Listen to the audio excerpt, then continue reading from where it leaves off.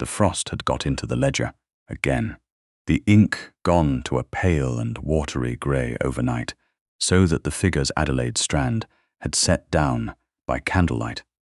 The evening before now looked like the markings of a much older and feebler hand. She breathed on her fingers, dipped the pen, and went on regardless. There was a way of looking at a column of debts that allowed one to keep breathing. You did not look at the bottom, where the total sat like a stone. You looked at the top, at the small sums, the chandler and the farrier, and the woman in Withersedge, who still, out of some stubborn loyalty to a family that had once been worth knowing, sent up eggs on credit. You paid those first, the small ones, because they were owed to people whose faces you saw, and you let the great ones wait. The ones owed to men in Newcastle and London who would never come to the door themselves, but only send their letters, thin and cold, sealed in red. It was the morning of the 4th of February, and Malcolm House was as quiet as a held breath. The quiet was not peace. Adelaide had learned the difference young. Peace was a house with people in it who had no particular reason to be afraid. This was the other thing, the silence of a place where the servants had been let go one by one until only Mrs. Haldane and a single girl from the village remained, where the long gallery was shut up, because there was no sense heating rooms no one walked through, where the rugs had been sold, and the bright squares left behind on the floorboards, ghosts of colour the sun would not let you forget. She was 26. She had been keeping these accounts since she was 19. Since the year her mother died, and her father, Sir Hugh, discovered in himself a great gift for not looking at things. He was not a cruel man. That was the difficulty of him. A cruel man you could brace against. Sir Hugh was only weak in the particular way that frightened, charming men are weak, full of schemes that never came to anything, certain always that the next post would bring deliverance. Leaning on his daughter's steadiness, the way a man leans on a wall, without ever once thanking the wall for standing. So when he came into the small parlour that morning, with his coat buttoned wrong and his colour high, waving a letter, Adelaide felt the old dread settle into her chest before he had said a single word. She knew the letter waving. It meant a scheme had ripened, or a creditor had hardened, or both. Adelaide, there you are. She was where she was every morning. She set down the pen. Has something happened, Papa? Happened. No. An arrangement. He could not keep still. He went to the window and looked out at the white park as though the answer to all his troubles might be walking up the drive. A gentleman is coming this afternoon. On business connected with the estate. The word business had stopped meaning anything to her years ago, except loss. A man coming on business meant a man coming to assess what was left, and to carry off whatever could be turned into money. What is his name? Mercer. Her father said it lightly, too lightly. A Mr. Mercer. He has an interest in the property, in its situation, its land. He may, Adelaide, he may be the saving of us, do you understand? You must be at dinner. You must be agreeable. She understood that agreeable was doing a great deal of work in that sentence, and that her father would not look at her while it did. She understood, too, with the cold clarity that had become her only fortune, that a man does not travel into the North Country in February to look at frozen fields, unless someone has hinted to him that there is something more than fields to be had. She was the something more. She had always known the day would come when her father would try to settle his debts with the only unentailed asset he had left, which was his daughter. "And what is it you wish me to do?" she said, beyond being agreeable. "Wear the blue, the good blue." He flushed. "Make an impression. It is everything, Adelaide.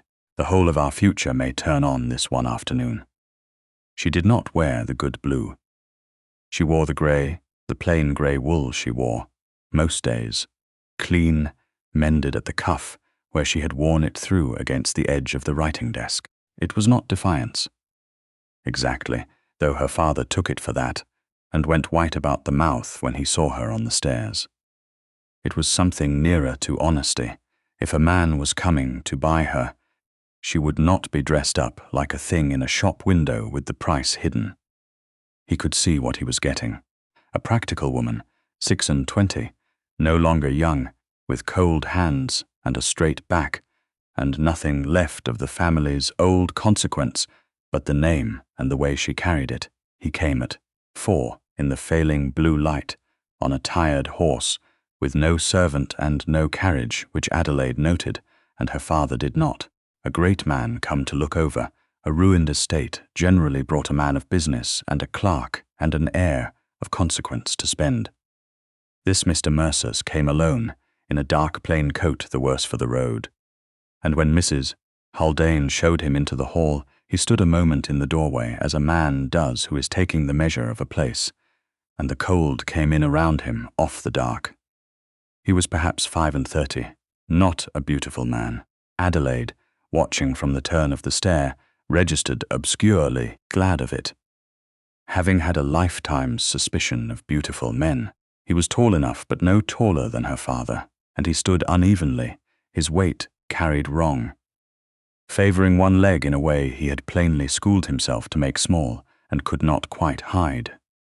His face was weathered, the particular brown of a man who has spent years in salt wind, and his eyes, when they found her on the stair, and stayed there a moment longer than was strictly polite, were dark, an ordinary deep brown, with nothing of the cold, pale glamour the heroes of her old novels had always been given. They were tired eyes. She knew tired eyes. She saw them in the glass. "Mr. Mercer," her father said, too loud, coming forward with both hands out, "you are most welcome." "Most welcome, my daughter, Miss Strand. Miss Strand." He bowed. The bows cost him something in the bad leg, and he did it anyway, properly, and did not apologize for it, which she also noted. "I am sorry to bring the cold in with me." "The cold lives here, Mr. Mercer," she said. "You bring nothing it did not already have." Her father made a sound of distress, but the man, Mercer, looked at her with the first real attention he had shown anything in the room, and something moved at the corner of his mouth that was not quite a smile, but was related to one. "Then I am in good company," he said. Dinner was a thin business, dressed in old silver. Mrs. Haldane had worked a small miracle with a hare and the last of the cellar's decent wine, and the candles set close did what candles do, which is to make poverty look briefly like restraint. Sir Hugh talked. He always talked. When he was frightened, and he was frightened now, and so he talked of the estate's prospects, of the timber that might be cut, of drainage schemes and the price of wool, and the great things that wanted only a little capital to come to pass, and Mr. Mercer listened with a stillness that Adelaide found she could not read. He asked few questions. The ones he asked were exact. How many acres in hand? What rents? What charges against them? Her father floundered at the charges, and Adelaide, without quite deciding to, answered for him, levelly, the figures coming off her tongue, because she carried them in her always, like the words of a prayer one has stopped believing but cannot forget. Mr. Mercer turned his dark gaze on her again. "You keep the accounts," he said. It was not a question. Someone must. "Adelaide has a head for it," her father said, eager, oblivious. "A man's head, almost." "No," said Mr. Mercer mildly, looking at her and not at her father. "A clear one. They are not the same thing, and the second is rarer." And he returned to his plate, and Adelaide sat with the unfamiliar warmth of having been, for one moment, correctly seen, and distrusted it entirely. He stayed 3 days. He walked the land in weather that would have sent any sensible man of business back to his inn, the bad leg and all, with old Tidwell, the steward, limping beside him, in a strange procession of 2 damaged men over the white fields. He went into the home farm and spoke to the tenants, and the tenants, who had grown wary of gentlemen, spoke back to him, which Adelaide could not account for, until she understood that he did not speak to them as a gentleman, but as a man who had himself taken orders for a long time and knew the difference between the kind that could be obeyed and the kind that only wanted obeying. On the third evening, her father called her into the cold library and told her, not meeting her eyes, the shape of the arrangement. Mr. Mercer would clear the debts. All of them, the small and the great. He would settle a sum on Sir Hugh, sufficient to keep him in modest comfort. He would take Malcolm and its lands and its name into his keeping, and undertake to restore them, and in exchange he marries me, Adelaide said, because her father could not get the words out, and she could not bear to watch him try. You have sold me to pay your debts, Papa. Say it plainly. I would rather it were said plainly. Sold. Her father's face crumpled. You make it sound. Adelaide, he is a good man. He is more than I had any right to hope he is. Do you know who he is? He is not a Mr. Mercer at all, or he is, but he is also. He stopped miserable. He wished to come as a plain man, to see us as we are. He told me only this evening. He is the Earl of Hartmore. She did not feel what she supposed she ought to feel. She felt, oddly, only a tired sort of vindication. Of course he was not a plain man of business. A plain man of business does not pay another man's ruin out of his own pocket for a wife he has known 3 days. There had been a great weight of consequence about him from the first, carried quietly, the way the truly powerful carry it, not displayed.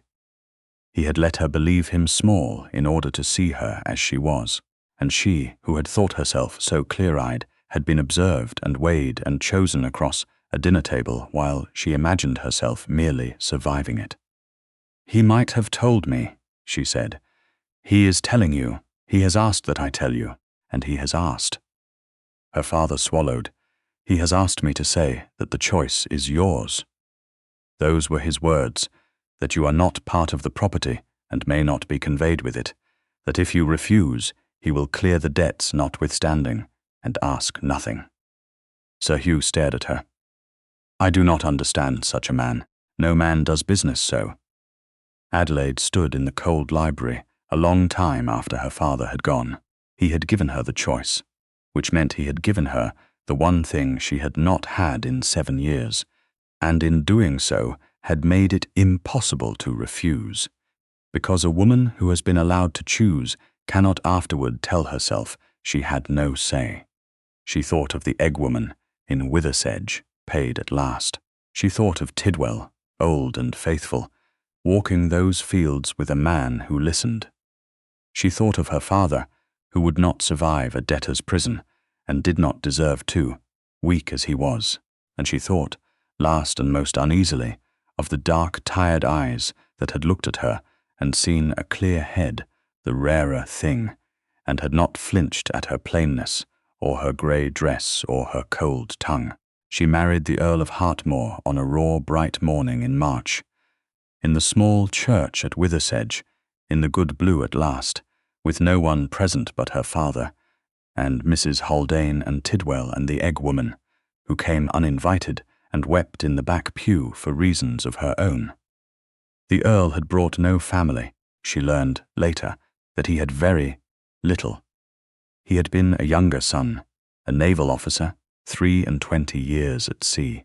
The limp got off the coast of Spain, and a deeper thing got, she did not yet know where, and the earldom had fallen to him sideways, through the deaths of an uncle and 2 cousins he had scarcely met, so that he had come home from the wars to a great cold seat, and a rank he had never been raised to want, and a fortune that gave him no pleasure he knew how to take.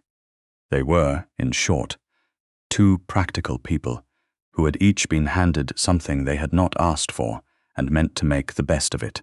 There was no pretense of love between them, and Adelaide, who had braced herself against being lied to, found his honesty harder to bear than any lie would have been. Hartmore Park, when she came to it, was everything Malcolm was not: whole, sound, rich, and joyless. The fires were lit, and the rooms were warm, and the cold lived in it anyway, in a different form, the cold of a house that has money and no life. The Earl was scrupulously kind to her, and almost entirely absent. He rose before light, and rode his land, and shut himself with his steward and his letters. And at dinner he was courteous and remote, and Adelaide understood that she had exchanged one kind of solitude for another, more comfortable and somehow worse, because in the old one she had at least been needed. It was in the gardens that the thing began to turn. They had been a great garden once. The Hartmore Gardens, laid out 100 years before in the formal way, all clipped hedge and gravel walk and stone basin, and they had been let go to a wildness that was not beauty, but only neglect. Adelaide went out into them one grey April morning because she could not bear the house, and she stood among the broken parterres in her old grey dress, with her hands cold in front of her, and she saw, under the ruin, the bones of the design, the way the paths still wanted to lead the eye to the long view of the moor, and something in her that had been clenched tight for 7 years, loosened by a single notch. Here at last was a thing that needed her, that did not require her to be agreeable or saleable or clever, only patient and exact, willing to look at the small sums first. She was on her knees in the wet, cutting back the dead growth from a rose, so old its name was lost, when she heard the uneven step behind her on the gravel and knew it without turning. "Mrs. Haldane said you had come out without a coat," the Earl said. He was holding one. He did not offer it the way one offers a thing to a delicate woman. He held it out the way you hand a man a rope. "You will take a chill." "I have never in my life taken a chill," Adelaide said, which was true, and stood and took the coat anyway, because there was no sense in proving a point against kindness. This was a great garden, was it? He looked at it, without seeing it, the way her father had looked at the ledgers. It wants only work and time. The structure is sound. Everything is here. It has only been let go. She heard herself and stopped, because she had not meant to say so much, and because she had not been speaking, she realized only of the garden. The Earl was quiet a moment. Then he said, "What would you do with it?" So, she told him. She told him about the rose, and the long sight line to the moor, and the basin that wanted only clearing to hold water again, and the way the whole design pulled toward a centre that had nothing in it, and he listened to her the way he had listened to the tenants, with that complete and disconcerting attention, and at the end of it he said, "Do it, whatever you need." "Tell Tidwell," he caught himself. Tidwell was at Malcolm still. "Tell Hartley, my steward. He will see you have men and money. It is your garden." "It is the only thing in this house," the Earl said, with a sudden roughness that surprised them both, "that anyone has wanted to make since I came home. The rest of it I only keep." He looked at her then, the dark eyes on her in the grey light. "Make it, Adelaide." It was the first time he had used her name. She did make it. Through that spring and into the summer she was out among the parterres every fine day, and a good many foul ones in the grey dress and an old apron. And the men learned to do as she said because what she said was right. And the gardens began, slowly, to come back. And the strange thing, the thing she had not foreseen, was that the Earl came too. Not every day, but she would look up from the rosebed and find him there, leaning on his stick at the end of the walk, watching. And after a while he stopped leaning and watching and began to work, awkwardly. At first, the bad leg making the kneeling a misery he never once complained of, his sea-ruined hands learning the weight of a trowel. They did not talk a great deal. They did not need to. There is a particular intimacy in two people laboring side by side at a thing they both believe in, an intimacy deeper than conversation, and it grew between them in the smell of turned earth and cut box, and neither of them named it, and both of them knew. She learned him in pieces, as you learn anyone worth knowing. She learned that the deeper wound was not the leg. He had lost men. A whole boat's crew, off a lee shore in a gale, men he had ordered to a thing that had seemed right, and had not been. And he carried their names the way. She carried the columns of figures, always, the prayer one no longer believes and cannot forget. She learned why he had come to her as a plain man, because he had been a younger son with nothing, and then a captain whom men obeyed for his coat, and then an earl whom everyone smiled upon for his rank, and he had reached an age where he could no longer tell whether anyone alive had ever once looked at the man inside the coat and the rank, and seen anything they wished to keep. He had come to Malcolm, meaning only to do a decent thing for a ruined family. He had found a woman in a grey dress who told him the cold lived in her house and did not flinch from him, who answered the figures her father could not, whom he could not buy and would not, and he had wanted, with a hunger that frightened him, to be near her. He did not say any of this. She assembled it, but she assembled it correctly, because she had a clear head, the rarer thing. It might have ripened slow and sure and safe, in the garden, into the kind of love that lasts because it was built and not fallen into. But there was Lavinia Crane. Miss Crane was the daughter of a great Northumberland house, beautiful in the way that stops a room, and she had been raised from the cradle in the certain knowledge that she would one day be a countess. And she had marked the Earl of Hartmore for the office before he had been 6 months home. That he had gone instead and married a penniless baronet's spinster daughter out of the ruins of Malcolm was, to Lavinia Crane, not a disappointment, but an insult. An upset to the natural order that demanded correction. She was clever, and she was patient, and she did not make the mistake of open war. She came to call. She came often, all warmth, all sweetness, the great friend, the new countess, so plainly needed in a county where she knew no one. She praised Adelaide's gardens and managed, in praising them, to make the labour of them sound like an eccentricity, a strange, muddy hobby for a woman who had not been bred to better things. She spoke, laughing, of the great families, the connections, the easy, graceful world of the assemblies and the balls. The world Adelaide did not know, and Lavinia did, and she drew that world like a fine net around the Earl, who had grown up in it and moved in it without effort, and she made certain, always with the kindest manner, that in every drawing-room they shared, the gulf showed between the countess who knew the price of eggs and the woman who ought to have been countess, who knew everyone worth knowing and how to be looked at, and she whispered. Adelaide never caught her at it and could not have proved a word. But the whispers found her, as whispers do, carried by other women's pitying eyes. A marriage of business, my dear, nothing more. He paid the father's debts, you know. They say she keeps the accounts herself, like a clerk. They say he can scarcely be got to sit in a room with her. What a thing, to be bought, and the cruelest of them, the one that found the soft place under Adelaide's ribs and lodged there. He pities her, that is all it ever was. Pity. She might have weathered the whispers.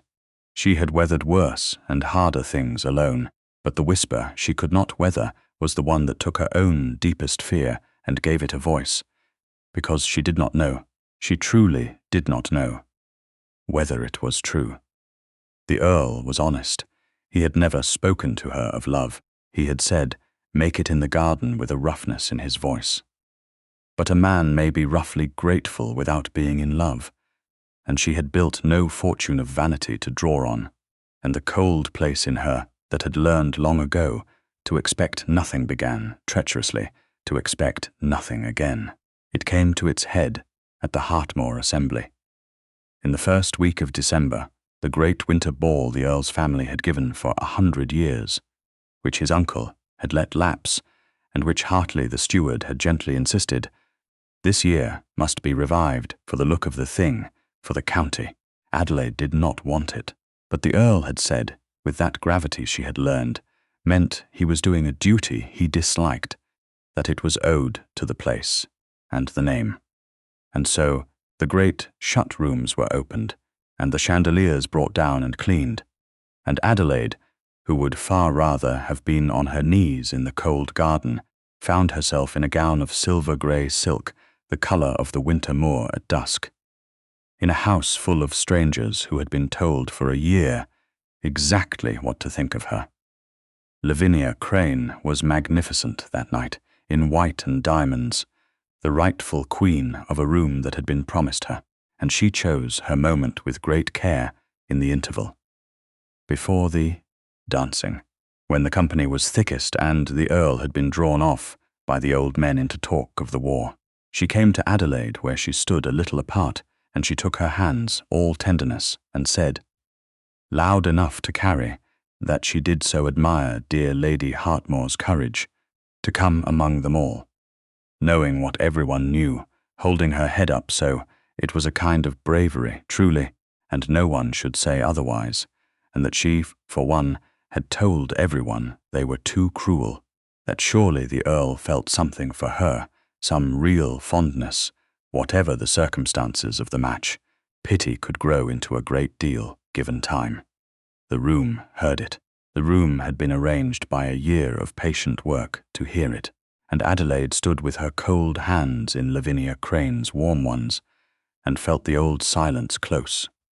Over her, the silence of a house with no one in it, who has any reason not to be afraid. And she understood that she was meant, now here, in front of them all, either to weep, or to make a scene, or to crumble into the small, grateful, pitiable thing they had all agreed she was. She did none of these. She withdrew her hands, she said, in the level voice she had used to read out the columns of debt to a stranger in a candle-lit room, that she thanked Miss Crane for her concern, but that she had kept accounts too long to mistake the value of a thing, and that whatever the world chose to call her marriage, it was hers, and she would not have it appraised by people who had never in their lives had to earn one. And she turned with her head up, exactly as Lavinia Crane had so kindly admired, and she walked from the room. She did not weep until she reached the cold dark of the long gallery, where no one was, and there she stood with her hand against the icy window and let the tears come, silent, furious, at herself most of all for having begun in a garden to hope. She did not hear him come. She would not have heard him at all, but the bad leg betrayed him on the gallery floor, the uneven step, and she turned, and the Earl of Hartmore was standing in the dark a few feet from her, and his face, she would remember his face the rest of her life. His face was not gentle. It was white with a fury she had never seen in him, the cold deck fury of a man who has just understood that something he failed to guard has been struck at. I heard, he said. Hartley came for me. I heard what she said and what you said. He came nearer, the stick loud in the silence. Adelaide, look at me. She looked at him. Is it what you believe? He said. That it was pity, that I have been enduring you. The word came out of him like something torn. Is that what you have thought, all this while out there in the garden, working beside me? She could not lie to him. She had never been able to. I did not know what to think, she said. You never said. You are an honest man. You never once said a word to make me think it was more than a bargain honourably kept. And so I. Her voice broke and she steadied it. And so I prepared myself to expect nothing. It is the only thing I am good at. The Earl of Hartmore closed his eyes a moment, and when he opened them the fury had gone out of them, and something far harder to look at had come in. I am a coward, he said, very low. Do you know that? 23 years at sea, and I came home a coward. I have stood on a deck under fire, and not been afraid, as I have been afraid of you, because I have wanted nothing in this world for 10 years. Adelaide, I taught myself to want nothing. It is how a man survives the things I have survived. And then I walked into a cold, ruined house in February to do a decent deed, and a woman in a grey dress told me the cold lived in her, and looked at me as if she could see straight through the coat and the rank to the wreck, underneath, and did not turn away from the wreck. and I have wanted you every day since. So badly I could not speak it, because to speak it was to put into your hands the one thing I had left that could be broken." He drew a breath that shook. "I let you think it was a bargain because a bargain was safe. I told myself you were content. I told myself I had no right. I let that woman and her whispers do their work because I was too great a coward to give you the truth they were lying about. And tonight, I have very nearly lost you for it." The music had begun in the rooms below, the first notes of the dancing, faint up through the floor. "You have not lost me," Adelaide said. Her own voice was not steady at all now, and she let it not be. "I am standing here." "Then come down with me," the Earl said. He held out his hand, his sea-ruchened hand, the one that had learned the weight of a trowel beside her in the dirt. "Come down with me now, and let me say, in front of every one of them, the thing I have been too much a coward to say to you alone. Let me dance.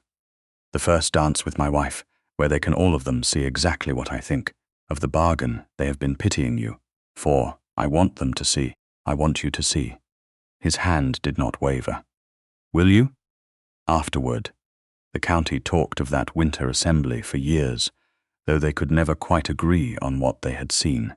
They agreed that the Earl of Hartmore, who never danced, who could scarcely walk without his stick, had come into the great ballroom with the Countess on his arm, the two of them coming slowly because of his leg, and neither of them caring who waited, and that he had led her to the very centre of the floor, under the blazing chandeliers, in front of the whole staring county, and Lavinia Crane in her white and diamonds, and that he had stood there and said, not low, not privately, but in a clear carrying quarterdeck voice, meant to reach the farthest corner of the room, that he asked the honour of this dance of his wife, whom he loved, who had brought a dead garden and a dead house and a dead man back to life, and beside whom every other woman in the room was, to his eyes, simply not there, and then the orchestra, which had faltered, found itself again.